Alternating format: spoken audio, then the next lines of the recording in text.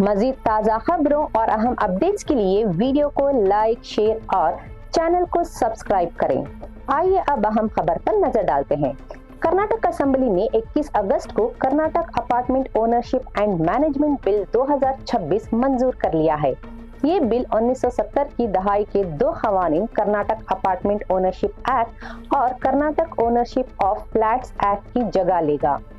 Greater Bengaluru development के वजीर कृष्णा बैरेगौड़ा ने कहा कि मौजूदा खवानीन अपार्टमेंट से मुतालिक मौजूदा मसाइल से निपटने के लिए काफी नहीं थे।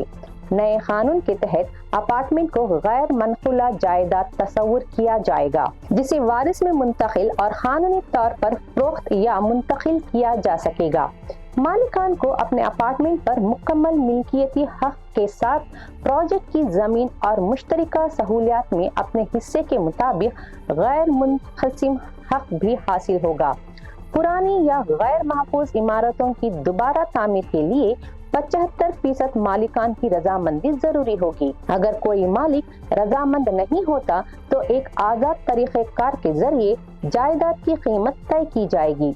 ऐसे मालिक को मुकर्ररा कीमत के 2 गुना के बराबर मुआवजा दिया जा सकेगा और रिकंस्ट्रक्शन के लिए जायदाद हासिल की जा सकती है। नए कानून के तहत एक ही अपार्टमेंट कॉम्प्लेक्स में मुतअद्दिद रेसिडेंट्स एसोसिएशंस की जगह एक रेसिडेंट्स वेलफेयर एसोसिएशन तश्कील देना होगा। बिल में मुश्तरका सहूलियात के इंतजाम और बिल्डर्स की जानिब से उन्हें रेसिडेंट्स के हवाले करने के लिए भी कवायद मुकर्रर किए गए हैं। अपार्टमेंट से मुतालिक तनाज़ात को ग्राम पंचायत, म्युनिसिपल और म्युनिसिपल कॉरपोरेशन की सतह पर हुकूमत की जानिब से मुकर्रर करदा कॉम्पिटेंट अथॉरिटीज के सामने पेश किया जा सकेगा।